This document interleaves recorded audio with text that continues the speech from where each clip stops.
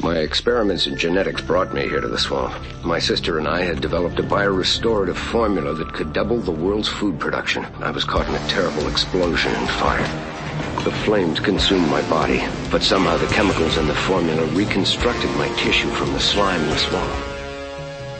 They call me Swamp Thing. Welcome to Now Playing's Swamp Thing retrospective series. A plant for the 21st century. Hosted by Arnie. You're mad! I never felt saner. Stuart. He's like a brilliant chess player. He anticipates every move. And Jacob. Oh shit. There goes the neighborhood.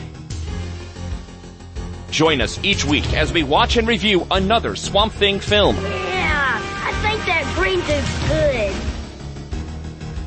These podcasts will contain detailed plot spoilers and harsh language. Listener discretion is advised. Let's hope this project doesn't end with a bang. Today, we discuss Swamp Thing, starring Louis Jourdan, Adrienne Barbeau, Ray Wise, David Hess, and Dick Durock. Directed by Wes Craven. I'm Arnie, podcast thing of Now Playing. I was once a man. I know the evil men do. Oh wait, that's the TV series.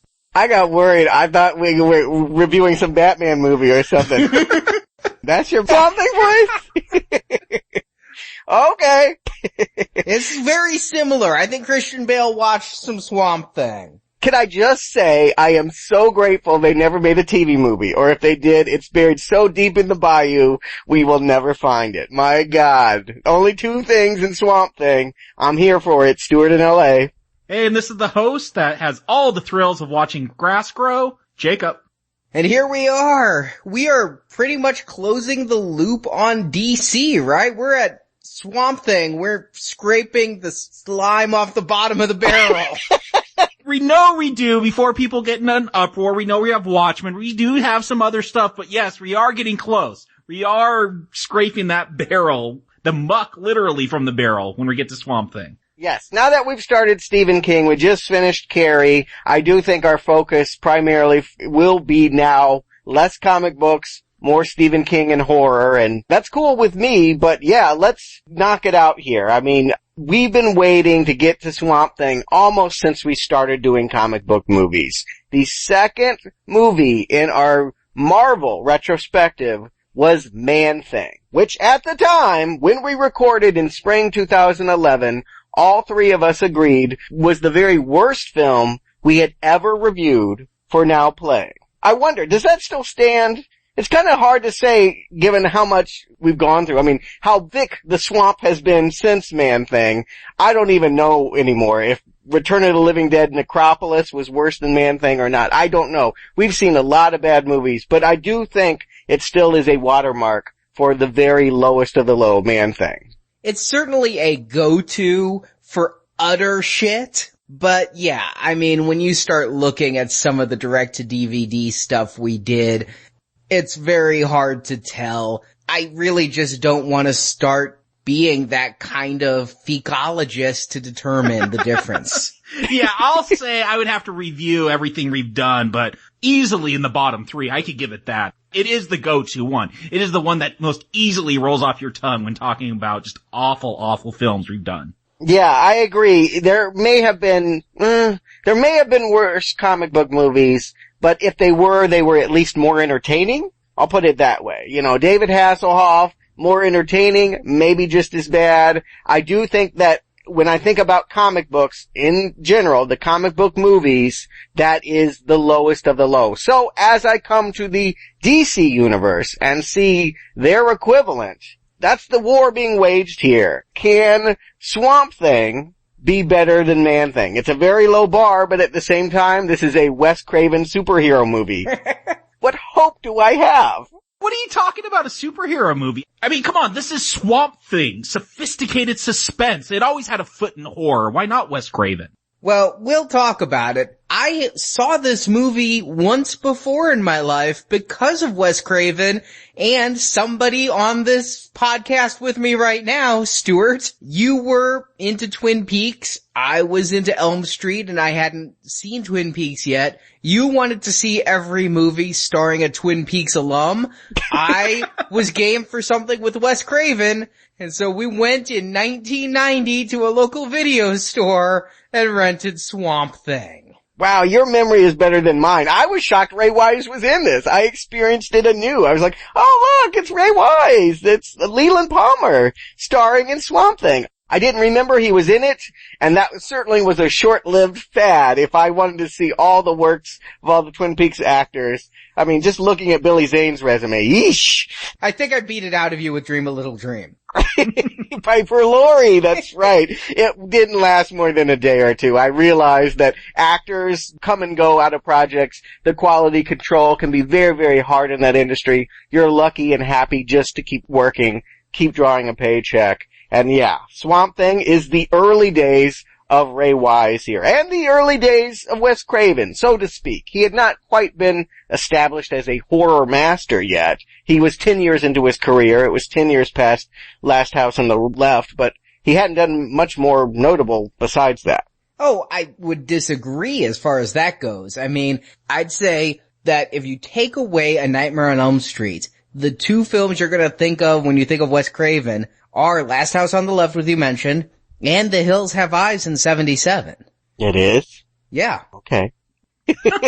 I've never seen it, nor do I want to, but I have seen Hills Have Eyes too, and if it's anything like that, no, I think if Hills Have Eyes has cachet now, it's because they had a big splashy Fox remake, but I don't think that the original is some kind of touchstone for 70s horror. Now, that said, Craven did get this while he was still making another film called Deadly Blessing. I haven't seen it. Killer Amish, I saw it on TV once, kind of half watching, yeah. And he actually was doing pre-production of Swamp Thing while filming Deadly Blessing, filming Swamp Thing while doing post-production of Deadly Blessing. So Swamp Thing, he never gave it his full attention, but he saw this as his opportunity to prove to studios he could handle a budget and he could handle big action and make his career out of this. And after this came out, he had a lot of trouble finding work. Yeah, I don't believe that they were ready to make music of the heart yet with him. I think he was still stuck doing horror after this. Fortunately for him, Elm Street was only 2 years away, but it's really before I would say he got the attention of being a true horror master here. He was unproven. Much like Tobe Hooper, he might have been notable after his big success, but he wasn't a star director yet, and I don't think this one made him one.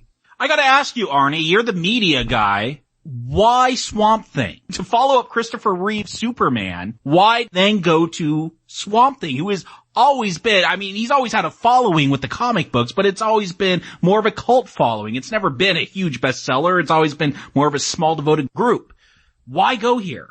Well, the answer to that is actually a guy named Benjamin Melkener. And he's a film producer who was a huge comic fan.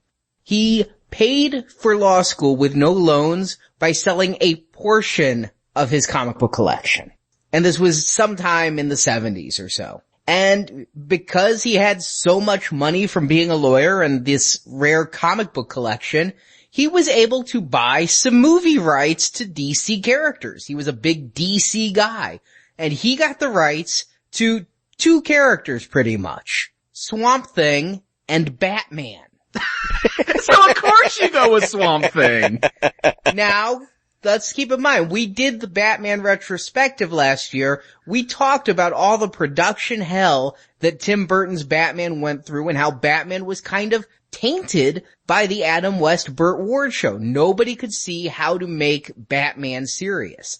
So yeah, he went with Swamp Thing. Now, I want to say, he is the man who would bring us Batman in the late 80s. He has been the producer on all the Batman films through The Dark Knight Rises. Wow, lucky guy. He didn't even need to go to law school. He could have just sold those comics and had his Hollywood career. That's amazing. Yeah.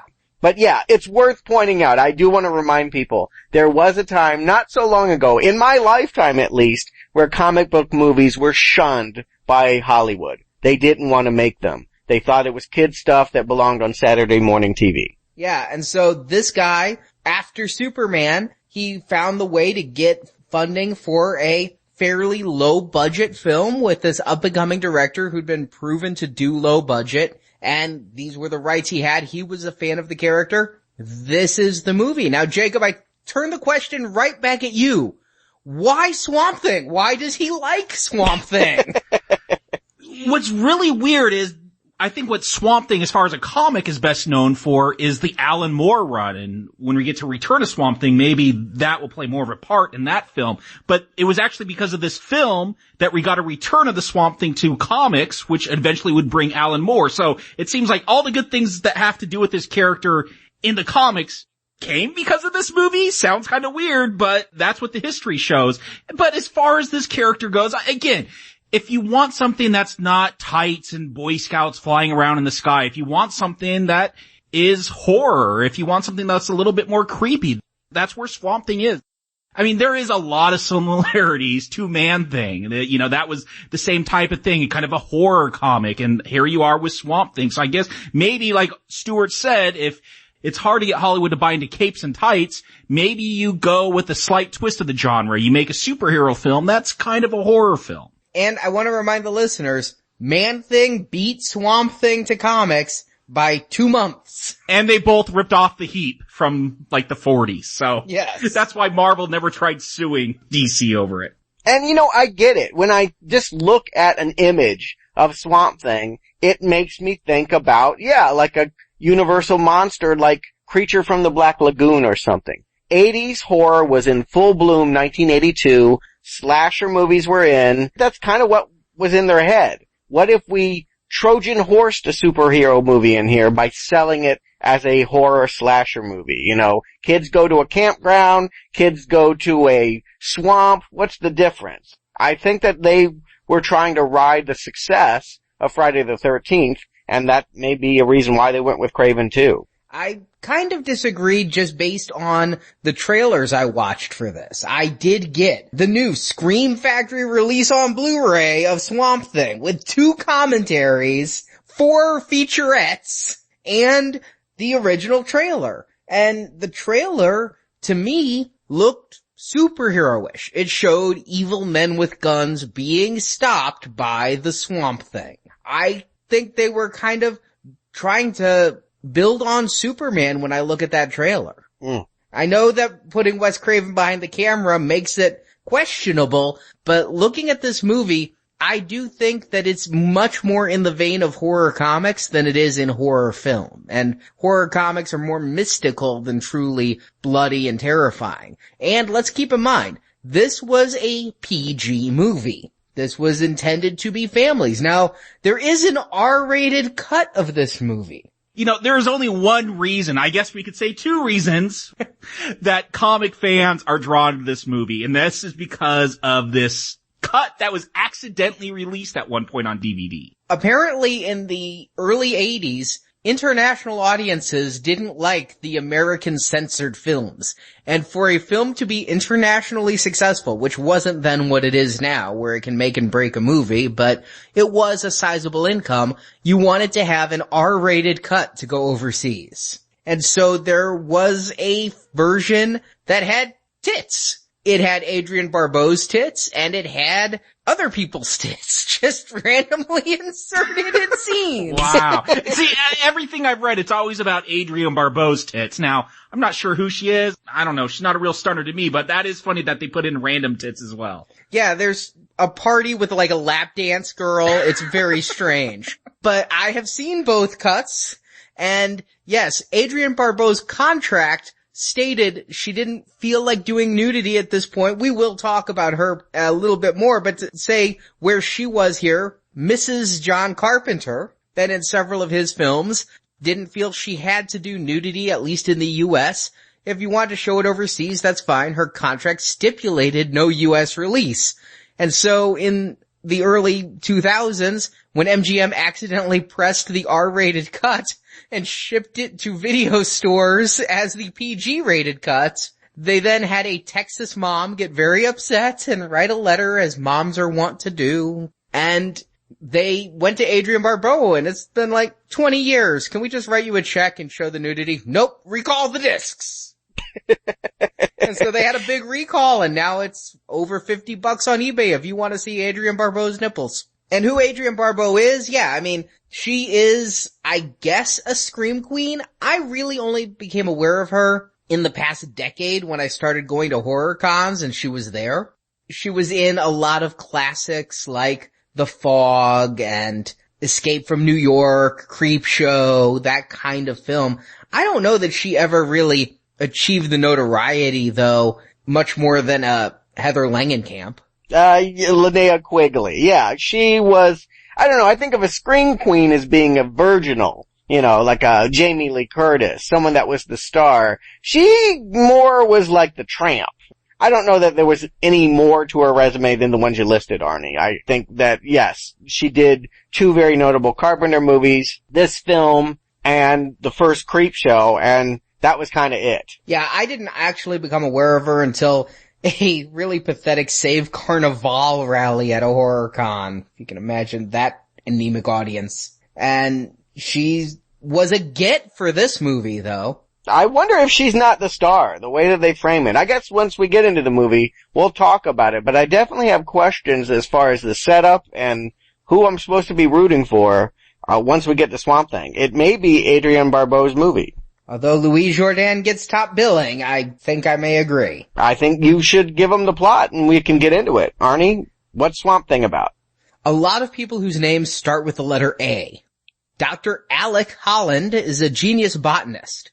Through genetic manipulation, Holland hopes to create a plant that can survive in the harshest conditions, creating a renewable food source that can feed the planet. However, Dr. Anton Arcane views Holland's research in a different light, thinking that the same formula that creates the invulnerable plant can also lead to human immortality. Of course. It's also simple. He's aided in his research by his sister Linda, as well as new employee Alice Cable. When Holland has an explosive breakthrough, literally, it's a liquid that explodes like nitroglycerin, but leaves behind the invulnerable plants, Arcane and his goons attack Holland's swamp-based lab and kill Holland's sister. In the chaos, Holland's formula is dropped, setting Holland aflame, and his burning body runs to the water of the swamps, where he is presumed dead.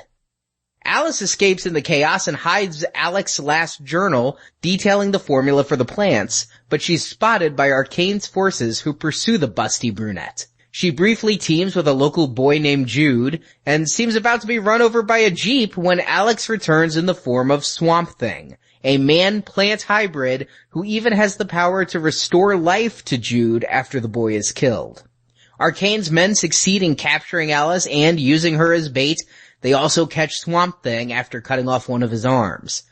Chained up in Arcane's basement, Swamp Thing reveals he still retains Alec's intellect. And Arcane recreates Alec's formula and feeds it to Bruno, one of his goons, but instead of becoming an immortal plant, Bruno becomes a floppy-eared midget, and Swamp Thing reveals the formula only amplifies what was already inside the person. Of course, Arcane's a narcissist who believes what's inside him is genius, so he drinks the formula and becomes a giant fox, mink creature. I thought it was a warthog. Meanwhile, as the sun sets, it falls on Alec in his chains, and the sun's power helps him regrow his missing arm and escape his bonds. Rescuing Alice, the two escape, and Swamp Thing and Arcane Thing battle to the death in the swamp. Alice is killed in the fight, but brought back to life by Swamp Thing, who tells her to return to civilization and tell their story, while he stays to protect the swamp.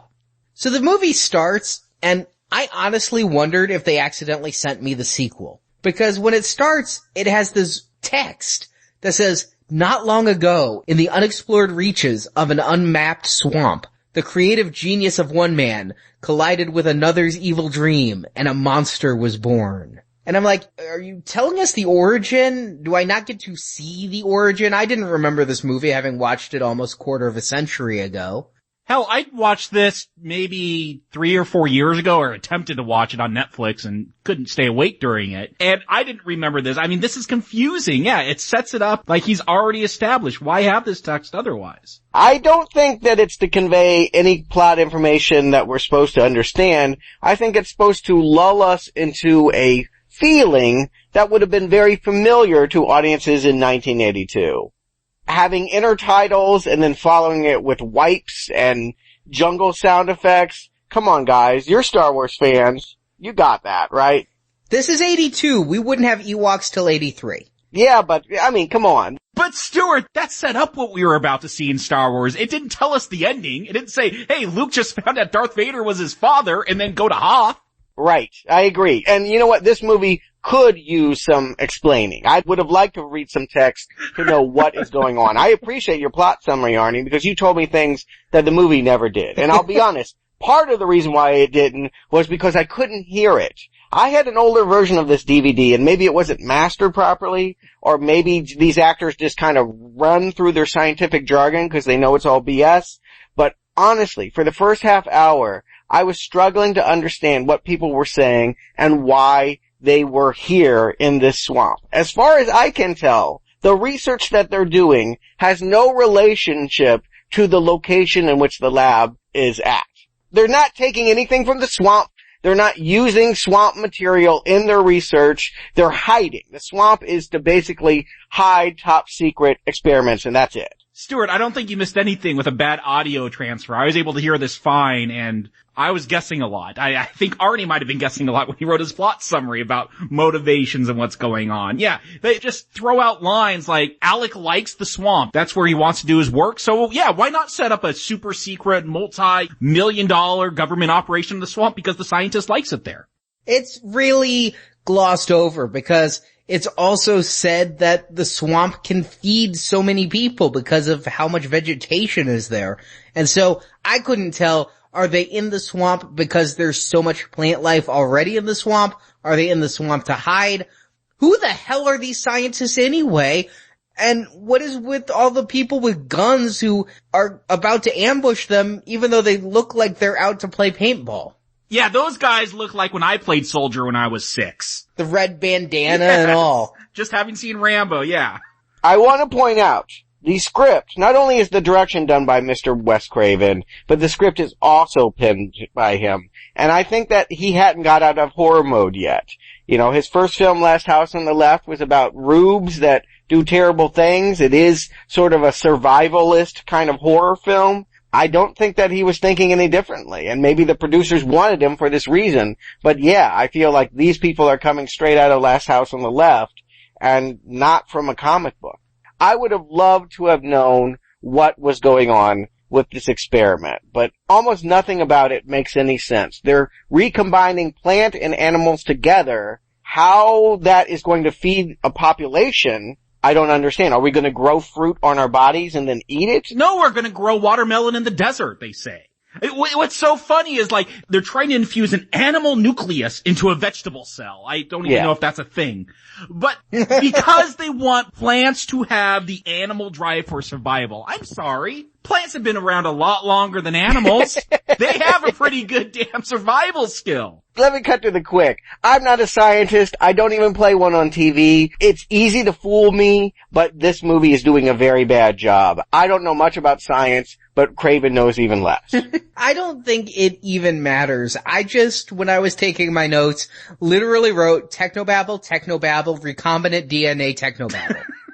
Oh, but it does matter. You know, sense of place, it's big to me. And I love the idea of setting something in a sunken church that 50 years ago the levees broke, but you're telling me you're putting a sterile laboratory there, and I'm going to have questions. I mean, why would you do that? Why are they here? If they are looking to grow food in places that are harsh, why not go to the desert and see if you can grow it out of the sand? I mean, I don't think we're wrong for asking why, but we're not rewarded for it. I get that. So I throw up my hands and just go, all right, so it's not about science. This is not a science fiction story. This is a pretext to just having a Frankenstein story in the swamp.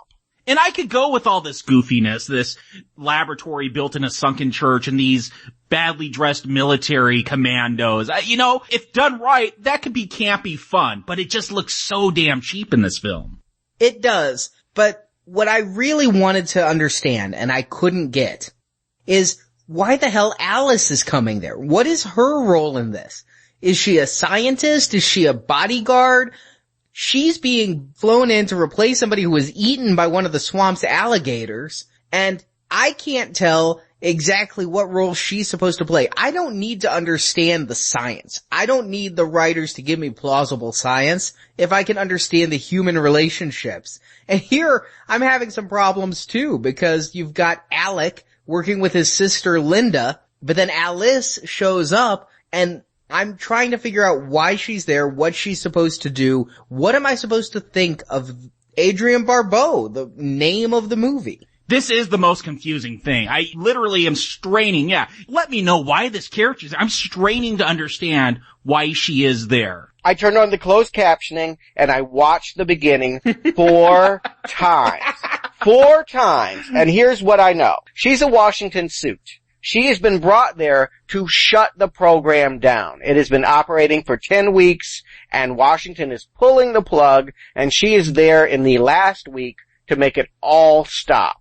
Now, is she a scientist? She's certainly out there at some points trying to fix sector cameras that have broken or something. It looks more like a basketball on a stick, but she is there to do repairs and give everyone the notices and send them packing and pack up this lab. That's what we're to get from her introduction. That Alec hasn't even been told yet, and Ritter, the head of the security, was just told this morning. Ritter, will find out, is actually our villain in disguise. So that may be why, on this particular day, he's told his squadron of goons to ambush the whole lab, because he knows it's all going to go away.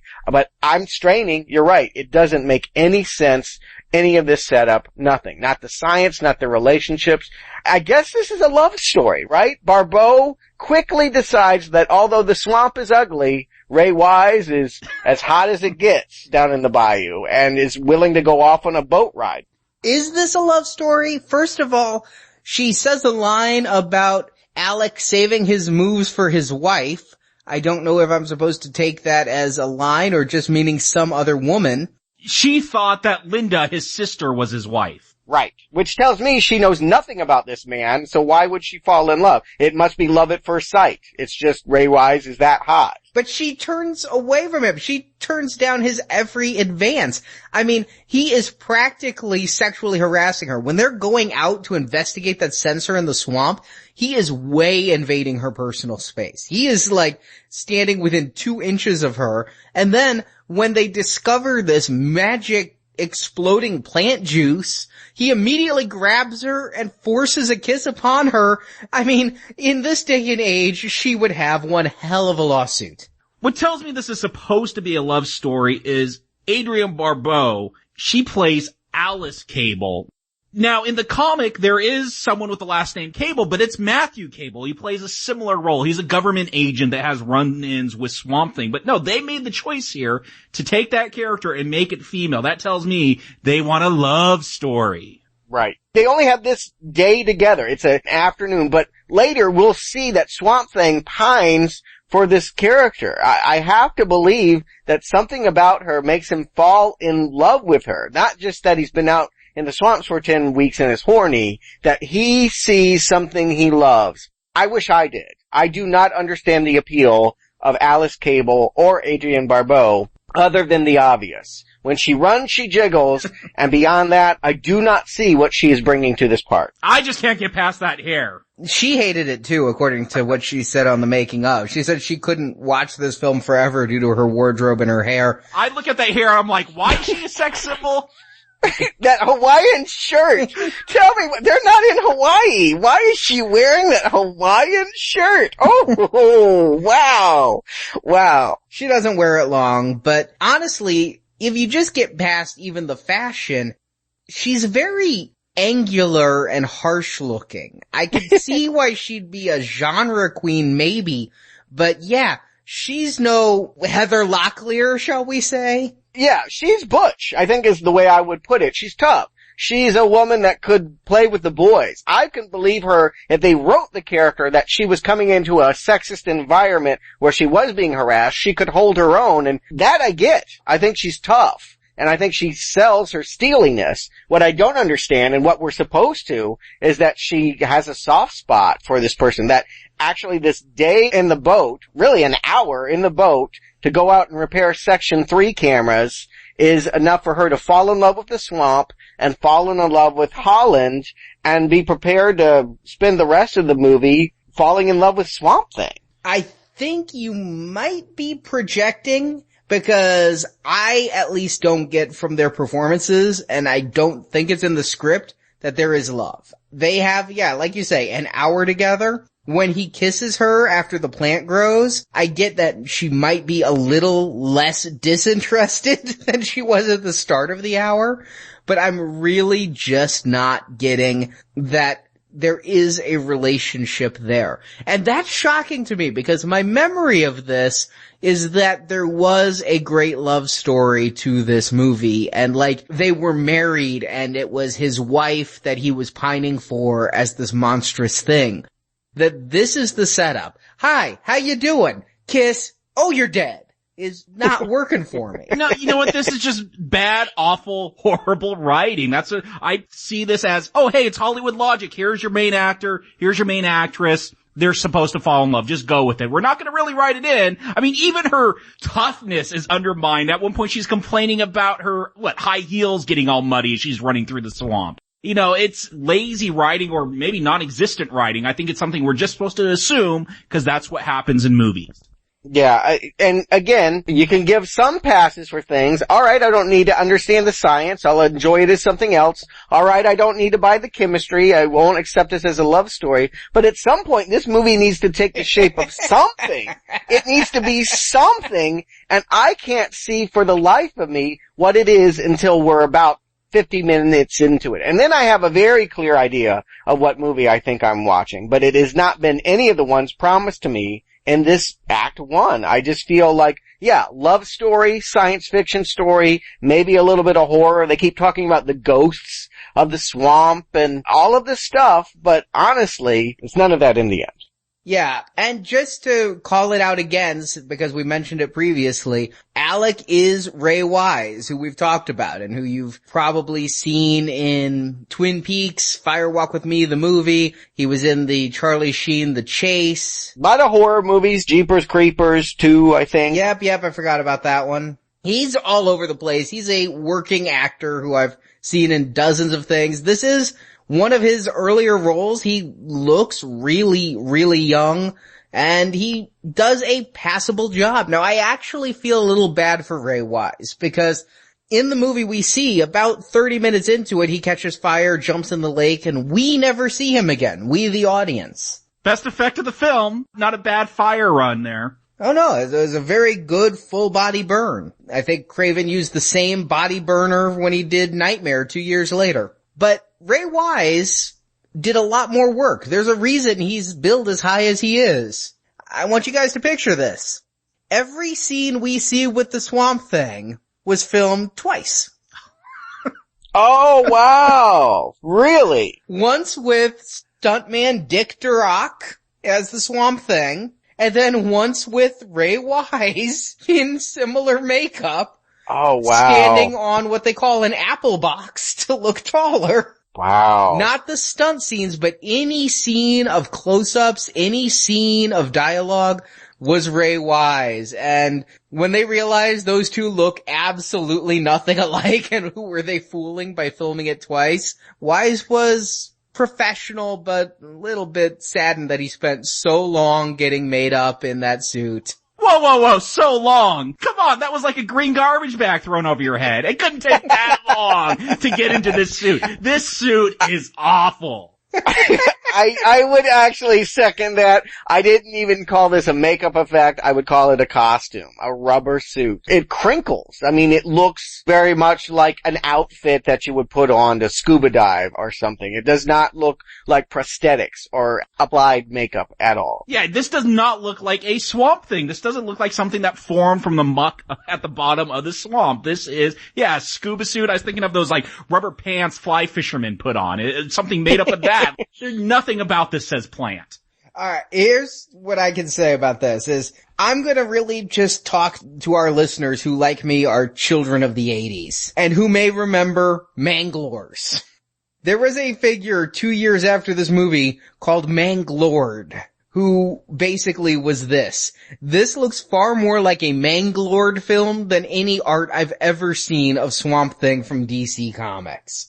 This was the best they could do with the budget. Wes Craven was more concerned about Swamp Thing's penis than anything else. He's like, if I'm making this movie, if Swamp Thing's gonna be able to reproduce, he needs to have a dick. Morning wood? I'm sorry, is there a prosthetic penis on that plastic bag? There was some vines hanging in an original version of the suit, and then the censors went, no, we're not gonna get away with that for a PG. And so now it's just a little viney down there, a little bit bulgy. What Wes Craven brings to the superhero genre is being upset that when people mutate into creatures, they have no genitalia. I think he forgot what movie he was making. It's worth pointing out, Craven, before he made horror, made a lot of porn under a different name. And, you don't have to do that anymore. There's no need to focus on that. We're not thinking about this. But I don't know, maybe this would be better as a porno. It's certainly not a sci-fi horror comic book movie yet. It kind of is, because if you look at this setup, I was thinking a lot about a film I like far better. You take this whole thing, you've got a scientist who's working in his lab, he's obsessed with his work and he's near a breakthrough.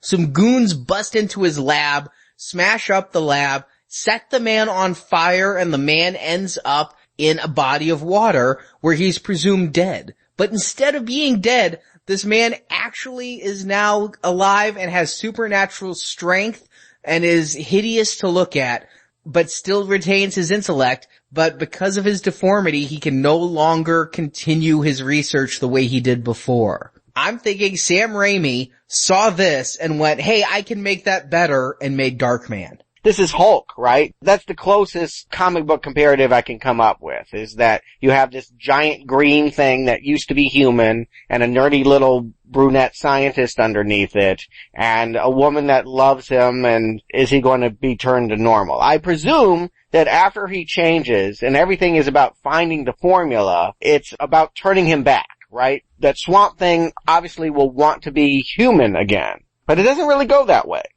There's one scene, after they burn down the lab, he does go back and he tries to fiddle with some test tubes and all, but is that his one attempt at trying to come up with a cure? I don't know if he's trying to come up with a cure or continue his research.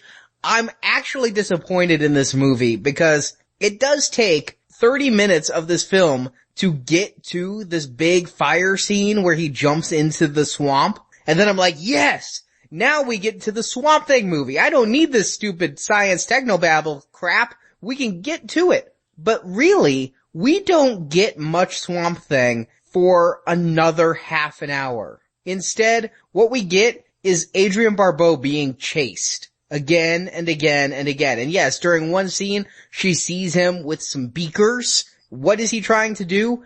God only knows. But I'm disappointed in the lack of Thing in the swamp. We do get a view of him much quicker than we did in that Man Thing. I remember that Man Thing. We saw him like for a couple seconds at the end. At least, as bad as this look, we got something. We got little glimpses here. But I agree, Arnie, this turns into, I think, an action film with a bunch of chases that just keep going on, and Swamp Thing pops up every couple of minutes and flips a truck and then disappears and then flips a hovercraft and then disappears. Yeah, talk about padding. Not just an action movie. Once we finally get into it, I really felt like we were watching a Vietnam action movie. There's even a guy in a red bandana like Rambo, and Swamp Thing is chin deep in the muck and coming at the boat. It's very Apocalypse Now. I feel like that the way that this is filmed, it would have been very familiar to audiences that have been going to see First Blood or Let's Get Hairy or Uncommon Valor or any of those early 80s Vietnam movies.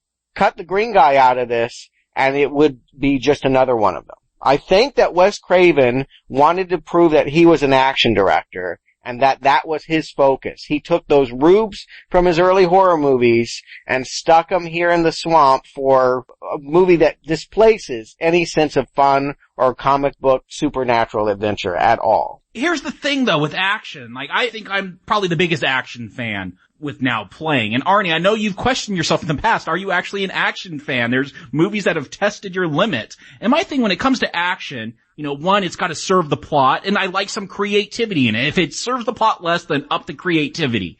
I don't want to just see mindless chases for 30, 40 minutes here. These are just mindless chases. There's nothing creative here. There's no purpose to this. They eventually catch Cable, so why do we have to spend so much time seeing her run around? She's hanging out with this little kid, Jude, which is kind of a weird way to play that kid, but I get some unintentional chuckles. But yeah, this action really tests my patience as an action fan, because it is so rote and boring. It's terrible. And yeah, as not an action guy, but who enjoys action in sci-fi and superhero films, but a little bit less in, say, a Chuck Norris film, I'm really bored by all of this quote unquote action. I'm trying to see it move the plot along, but it's mindless chase after mindless chase. And when Jude shows up, wow.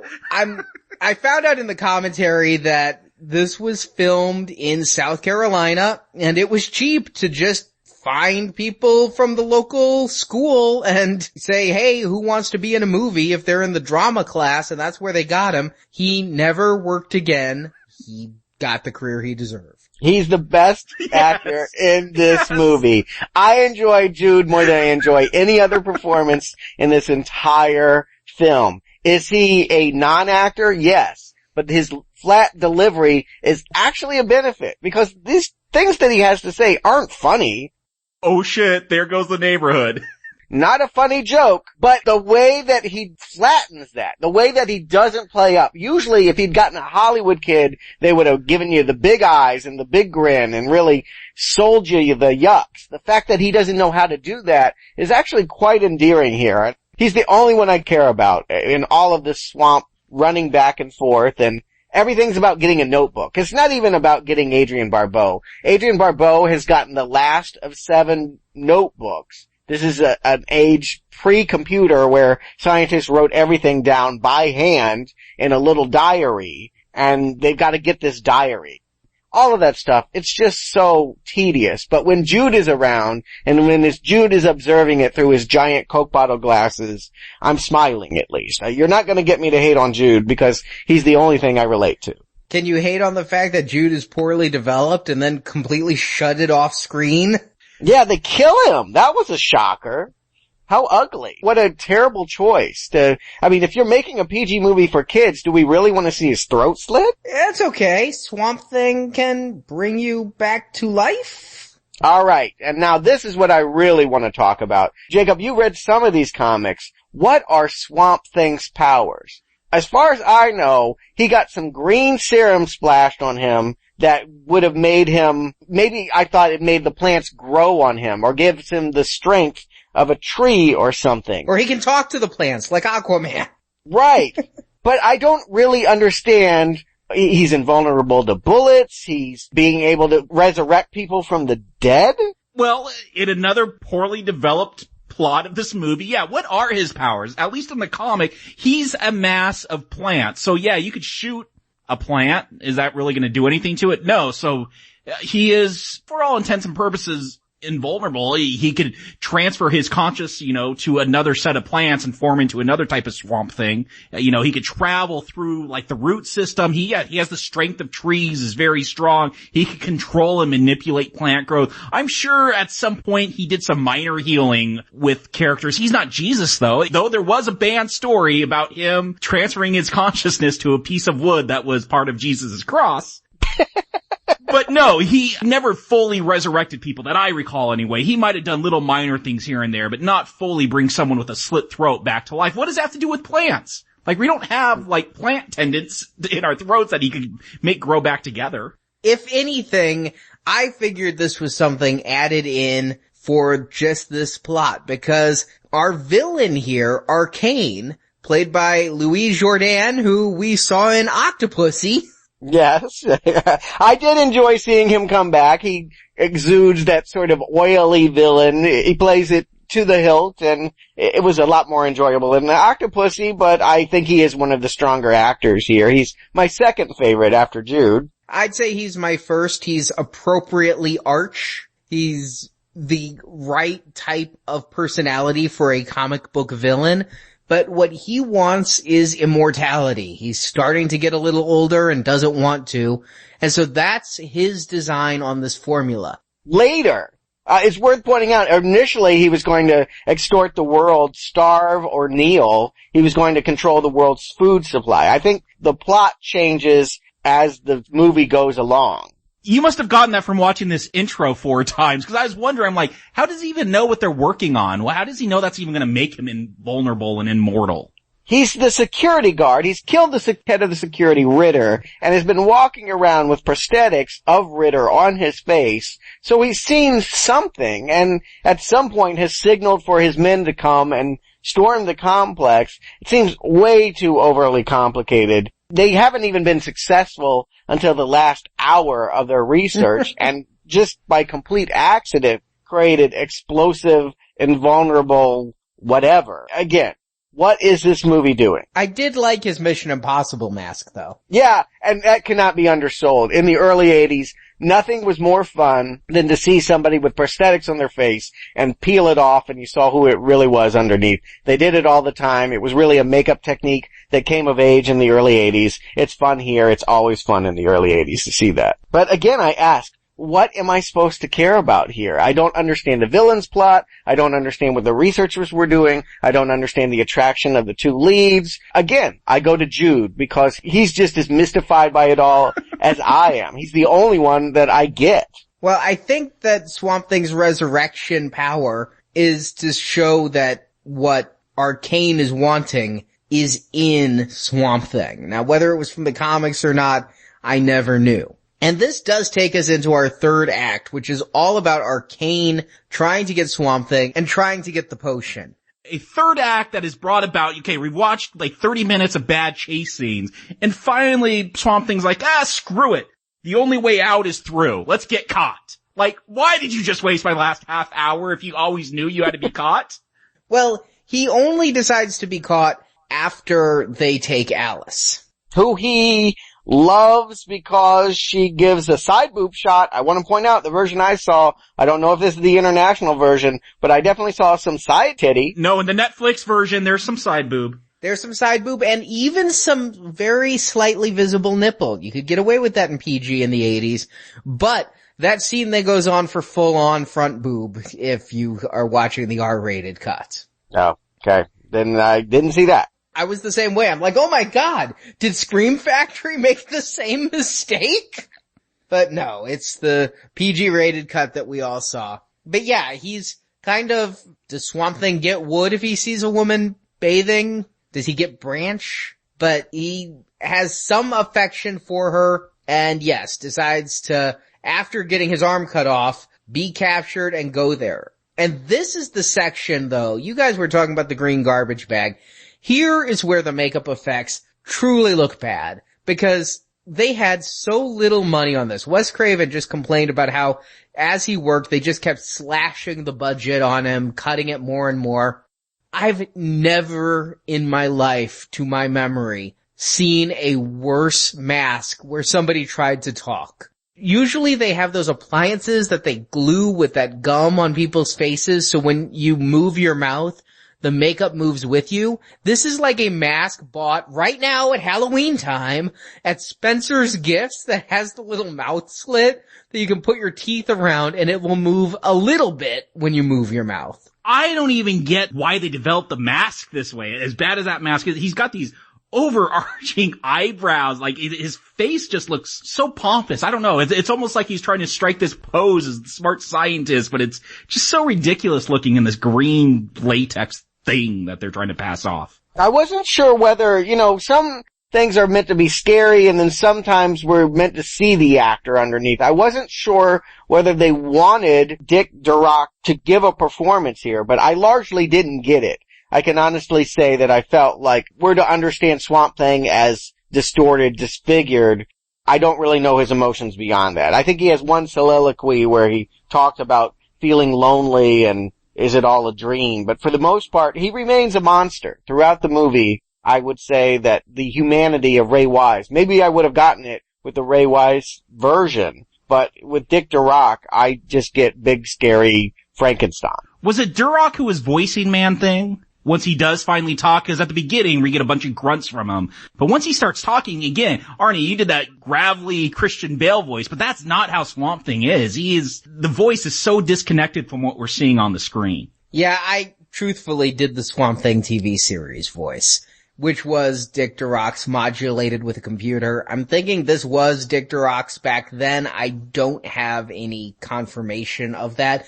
I can clearly say it wasn't Ray Wise's. Right. It definitely isn't Ray Wise. And I didn't get a sense that this was a continuation of Alec Holland. I'm wondering how Louis Jourdan knows that it was his rival or whatever. Again, what was the relationship between Arcane and Holland? Were they fellow scientists? Was he, whatever. Yeah, it's really, truly, horribly defined. Yes. Again, Craven wrote this script. Whatever they did to slash the budget, whatever effects that weren't pleasing, he was in charge of conveying the information in a way that we could understand it. And this is all in a swamp. I mean, it is just a muddle of stuff I'm wading through and I'm finding nothing to grab onto. They did not get to finish filming. They turned off the filming a little bit early. Perhaps because he spent so much time filming everything twice with two different actors in two different makeup suits. I mean, there's a lot of blame that could be spread around on this, but there may be scenes from the script that were missing. And in fact, Adrienne Barbeau, in one of these featurettes, said when she read that script, she was incredibly moved and did say this could be the next Star Wars. Based on the script. And then when she walked out from the original screening, she wondered, will I ever work again? So from what was on the page to what was on the screen, a lot of compromises were made. I understand that, but he's both the director and the screenwriter. He sees the changes happening. You have to adapt with it. If he was insistent on filming it on the page but wasn't getting the money to realize it, he should have changed it. I'm not even sure that they are able to keep track of the militia. I mean, at some points, the same men are referred to by different names. They literally, I just get a real ambivalence. They don't seem to care about what's going on. At one point, the guy with the beard is called Mike, and then he's called Danny, and then he's Mike again. It's just ridiculous. I couldn't keep track of them. I only knew Ferret and Bruno. Let's talk about Bruno. This is where we find out what Arcane wants, why he wants this formula, or at least we're told by Swamp Thing what this formula will do. It brings out your essence, which makes no damn sense. I guess Alec Holland's essence was plants? He loved the swamp. He loved the swamp, and so he became the swamp. Is that an essence, though? I really like pizza. What's going to happen if I drink that? And so we get Bruno, this big, strong guy, and he takes the formula. Arcane, roofies his drink. He doesn't even know he had taken it. And he turns into this, little person troll. I just thought he looked like a Ripper from Tank Girl. Oh, wow. A little baby one. Yeah. He's the big, strong guy, but he has a bad self-esteem, so he thinks of himself as a little, tiny guy. No, his essence is stupidity. That is not what someone's essence is stupidity. And why does that turn you into a troll? He actually becomes pretty smart once he is a troll. He really helps Swamp Thing out. I think he's a pig. At least that's what I got, because he's kind of squealing. He's duped, as you said. He was roofied. He's sitting there thinking he's the guest of honor. He drinks it, and then he starts, convulsing and making a noise. I thought it was a squeal, and he is a beefy guy. He is overweight. I presume that what they were saying was that he was a pig. No. They say his essence is stupidity. They call that out. Well, that's what Arcane says. Again, it goes back, I think, the now playing axiom. When we lack a better explanation, we must take what we are told. That's just what Arcane says. He's not exactly a reliable narrator in that regard. But yeah, I'd feel truthfully bad for Bruno because Nicholas Worth is a guy who I recognized from Darkman. He would go on to be in that movie as well, perhaps why I was thinking about it. And so when he turns into this little person dog creature, I'm really wondering two things. One, what the hell happened to this movie? And two, how did his pants shrink with his body? Yes. How did his clothes shrink? It's, at least his clothes get all ripped up. Here, he should be swimming in that outfit. Well, I noticed Bruno, the shirt was way too tight on him. In fact, before I knew he was roofied, I'm like, dude, what is up with that shirt? Why is it showing me your nipples? And then when he shrinks, I'm like, oh, so it fits the little person. But the pants I don't get. You know what? I don't mind this if they had set it up. It's all about in the way that you set this up. If Holland were doing research on the essence of man, if he was doing human physiology, okay, maybe this breakthrough is about changing people into what they naturally are. It's about changing your physiology to match their inner state. He wasn't doing that research. He was trying to grow a potato at the top of a mountain. It makes no sense that he would have that kind of breakthrough. Again, I will not forgive them for the setup that they had. They made me sit through 35 plotting minutes. But really, don't make me sit through stuff if it's not important. If what he was doing was not important, kill Holland in the first 10 minutes and get it going and not belabor the point. But the truth of the matter is, we spent so much time replaying scenes and scenes, believing that the research was going to matter, and here it's just a MacGuffin. It's whatever they want it to be at any given point, and now it can change you into whatever your essence is. At this point, I'm very angry. I could have accepted it, but I'm very angry at how lazy, how bazy this has all come together. You didn't like all the time spent on finding, what was that, like an otter that had some microbe on it that they needed to make all that? That literally, like a whole scene about this otter with these plant microbes growing in the fur and... A Cooper's digger! They call it a Cooper's digger. I did research Googling this. It doesn't exist. The only place it exists, Google it and it will come up Swamp Thing. There is no such thing. Now, I'm gonna pardon this movie's third act for two reasons. First, Craven did say the third act was what got most savagely cut by the budget. But second, this is a movie. If this had started 30 minutes in, I might be able to endorse. It's madcap. People are drinking potions and turning into weird crap. Imagine if we had a whole movie of that. Imagine if we had just an hour of this movie being random mutations. We start with Bruno, and next, Arcane's going to take the formula. I'm in for a monster mash. And yes, due to the budget, this is making me think of nothing so much as Toxic Avenger, that trauma film. Yeah. That's the quality of this movie. But give me that. Embrace it. Wes Craven, I've never seen a movie of his to put on airs. I've never seen Music from the Heart. But I've never seen a film of his put on airs and try to be more than the low-budget schlock it was. New Nightmare. Alright, yeah, well, okay. But that was high-budget schlock. Not that high. This is a film. There's all these different wipes. I don't know the names of them, but in films, this has what I call a slime wipe, where like the wipe is literally supposed to look like swamp slime coming down the screen and then rising back up to introduce the next scene. This is camp. This is what should be embraced. Characters like Jude and these weird mutations. This is what the film should be. And it feels like, were they going for Star Wars? Maybe, but they shouldn't have. What Craven said is it wasn't Star Wars so much as an inexperienced director trying to look fancy and comic booky. Well, at least we finally agree on something. That is honestly where I keep going to. The inexperience, the inexplicable sloppiness of all of it is. This is the stuff they didn't get to film all of. The third act's the best part of the whole movie. I agree. I mean, that's baffling. They shouldn't have not filmed that half hour in the beginning. They should have gotten to the monster mash much sooner. I mean, sure, hold Louis Jourdan for your climax. You're going to want to have your supervillain be the last one, of course. But yeah, we should have had monsters earlier. The fact that they tried to do this Vietnam movie with the bad guys storming through the jungle and burning all the lab for 10 minutes, just awful. It's a movie that does not know what it wants to be. Again, I think this was PG. They wanted kids to go to this. Yeah.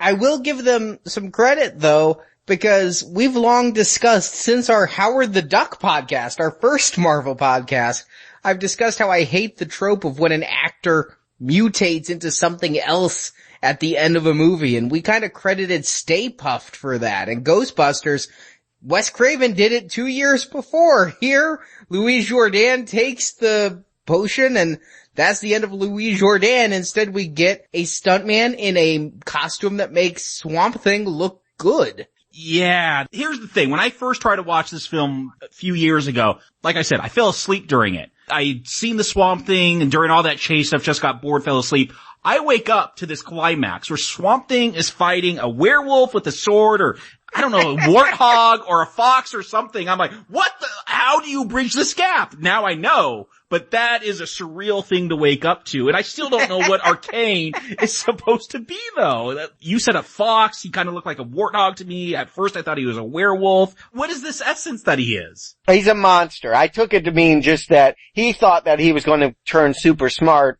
and he turned super monstrous, and this was the makeup artist's idea of how to be the ultimate monster. Craven had written werewolf, and the makeup guy went and said, listen, we don't have a whole lot of money, and there was just the howling, and they didn't even know about American Werewolf, but they're like, there's some big werewolf things going on. If we go out there with a werewolf in this day, we're gonna get creamed by the critics. So let's try something just different.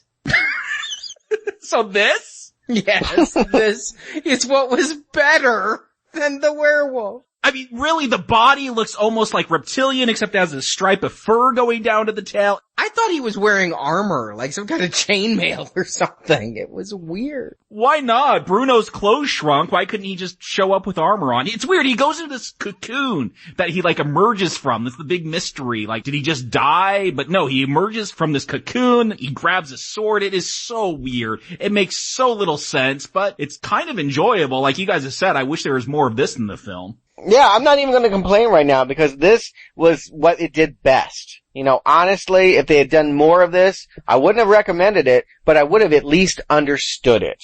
And as it is, I don't even know what they're going for. That this is the tacked on ending is baffling because it has nothing to do with the last 70 minutes. But even if this was the whole film, it is so poorly filmed. I'm again back at that trauma level of filmmaking because he's swiping a sword at the camera lens. We can't even get the two stuntmen moving very much in these horrible outfits. I remember those Toxic Avenger films looking much better than this. Maybe we'll have to revisit them one day. I'm a Godzilla fan. I understand man in suit against man in suit, and if it looks crummy, okay, but they should at least destroy something. I guess they threw in some dry ice and they wanted to make it about the swamp, but I would have liked to have seen at least a little bit more destruction. Even on your average Hulk episode, shit got broke. And that's where I was really going with this, is TV action. When they're chasing Adrienne Barbeau early on, and the big scene is a boat does a ramp jump off screen, it's Dukes of Hazzard. When I see Swamp Thing come in and take out the Jeep for the first time and he fights the guys, what does he do? He picks them up and throws them in the water, just like Hulk would do to all the villains. This probably would have rocked if it was a TV movie that we were being forced to review because it was shown once in Istanbul, but this was a theatrical release here at home, and it's embarrassing. I will say I laughed my ass off though, because Adrienne Barbeau gets stabbed in the tit and dies. And Swamp Thing goes to heal her, and out of the wound grows moss.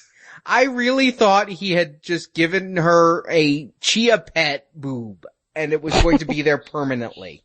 It turns out just to fall right off, but I really was laughing hysterically if he'd made her part plant. Yeah, make her Lady Swamp Thing. What's even more baffling to me is like, you need time to heal. You need to tell our story. Why? What story? I've just watched this film. What story do you need to tell? Why does this need to be told to the public? What purpose will it serve? She needs to come here to Now Playing and explain the fucking film to us. Oh, they needed to tell the story, just not the one they gave us. And you guys are saying love story. Am I supposed to feel melancholy when Swamp Thing shoos her away and goes off to be alone? Didn't you hear the Lonely Man theme from Incredible Hulk? I swear to God, it's Bixby. I mean, that was what Craven was doing. He was just slavishly stealing from what would have been on TV at the same time. Well, at least Jude comes back at the end.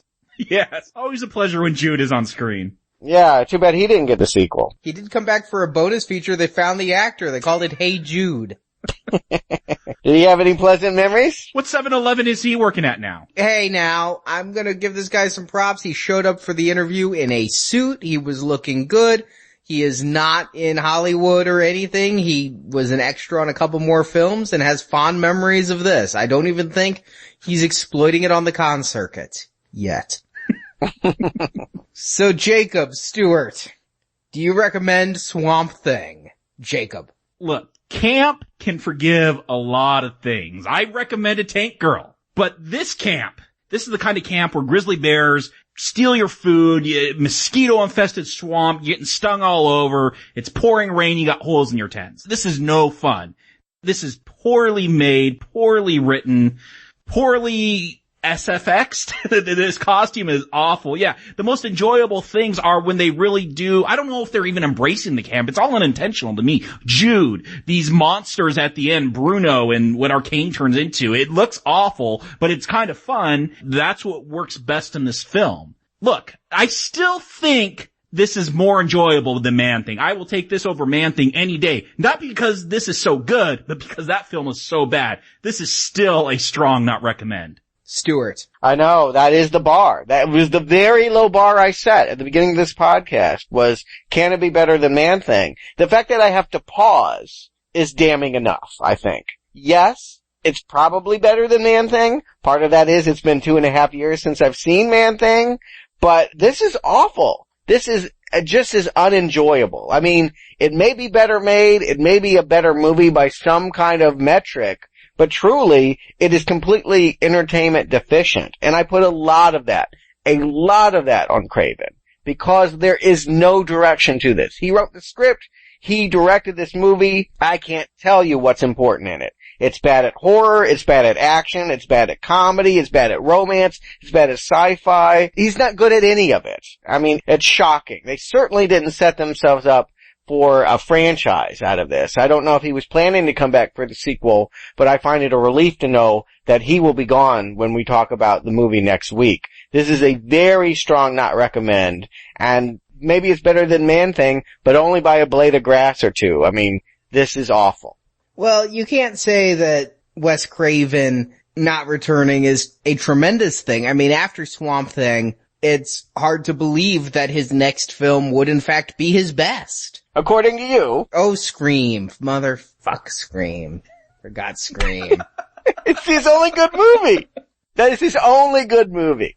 The other stuff he got by on concepts and half ideas. And as I said, people at the time did agree with you, Stuart. I mean, he said he thought he'd never work again. He couldn't find work. He had to go to grassroots and really work hard in order to get Elm Street. But as for Swamp Thing, I can't disagree with anything you guys have said, nor can I really add to it. I can only reiterate what you've said. But I kind of look at Swamp Thing as like a bug under a glass. And I think Swamp Thing is to some people, and I think they may be in our generation, what those monster movies of the 50s were to the baby boomers. If you grew up watching Swamp Thing, I think there are tens of thousands of people who really have fond memories of this while still at the same time realizing it's incredibly schlocky. I mean, that's the only reason I can even think of why they do a 2-disc Blu-ray release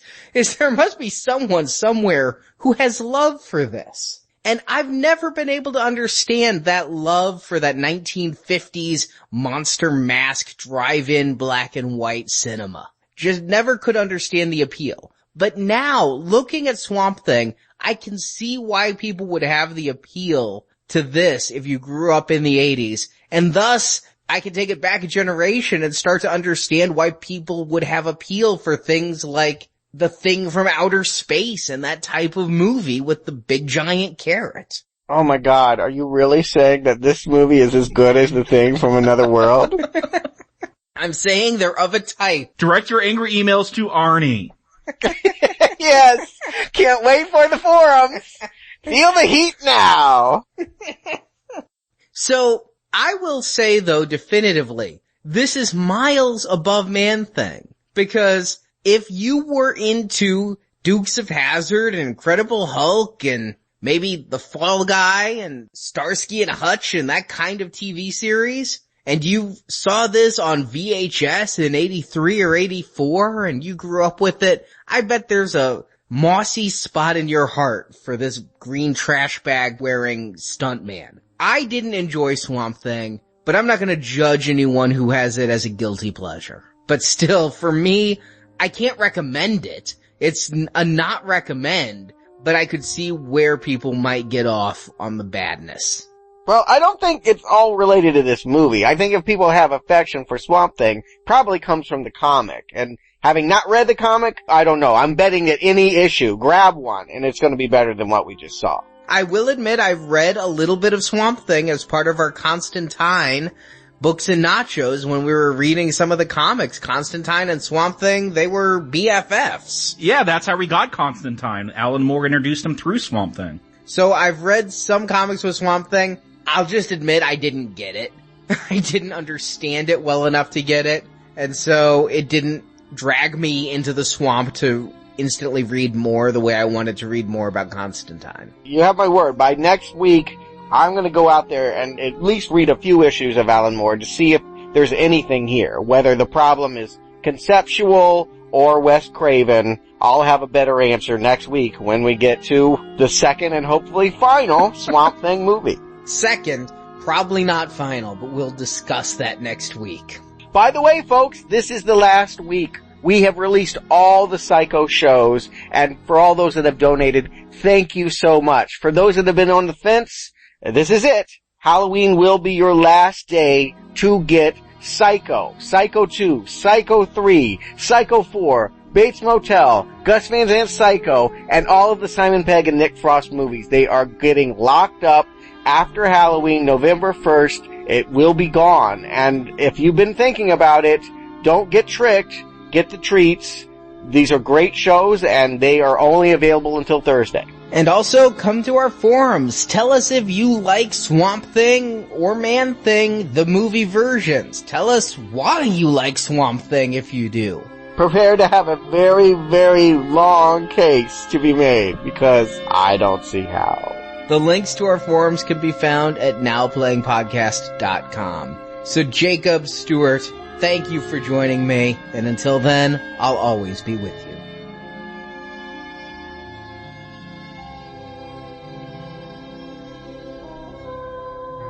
It's over.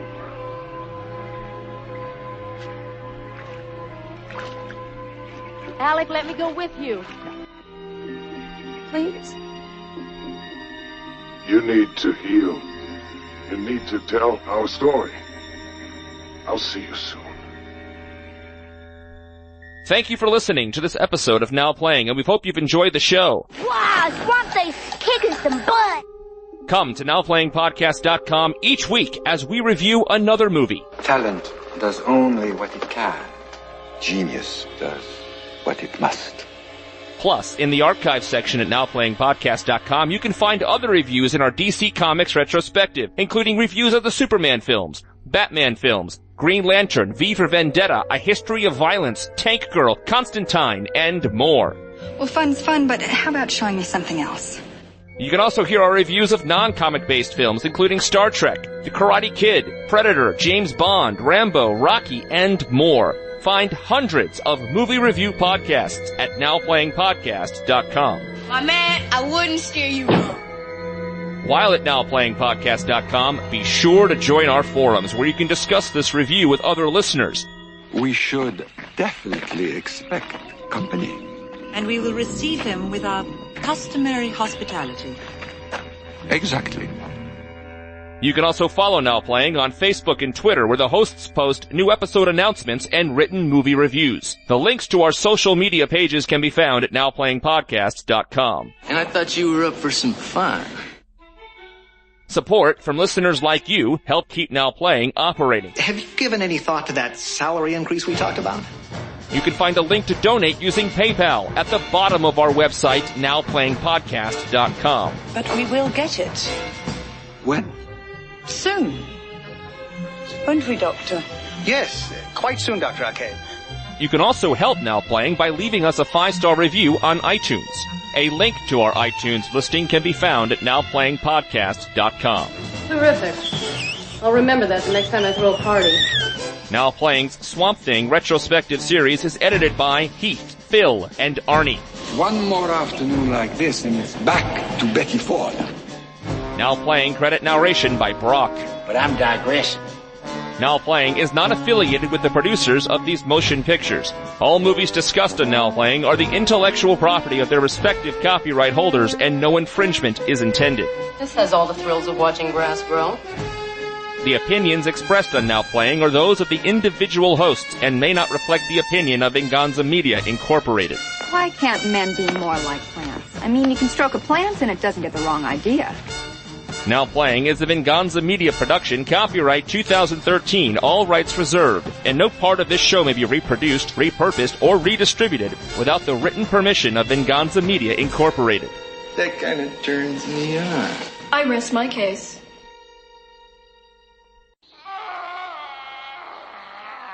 I got worried. I thought we were reviewing some Batman movie or something. That's your man? That's your man thing voice? No, Swamp Thing. Swamp Thing voice? Okay. What are you talking about? A superhero movie? I mean, Man Thing, sophisticated suspense. This character always had a foot in horror. Why not Wes Craven? Swamp Thing. Swamp Thing. How many times are we going to do that? I don't know. Probably the whole show. Yeah. The editor is already hating us. Holland hopes to create a plan that can survive. A plant. Typos that make sense. Adrienne Barbeau. Is it Barbeau? Barbeau? Barbeau. Adrienne Barbeau. But that doesn't make me laugh. Barboobs? Barboobs. Yes. I'm just thinking boo-boo. Adrienne Barbeau, she plays Alice Cable. Now, from Sorry. I'm sorry, I'm not getting over Barbeau. I'm sorry. I'll pull it together. What's the Great Babu? What is yeah, that the Great Gazoo. That's the Flintstones. Oh, that should be the name of her autobiography.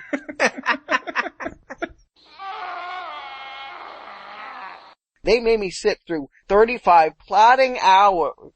It felt like 35 hours. Yes, it did.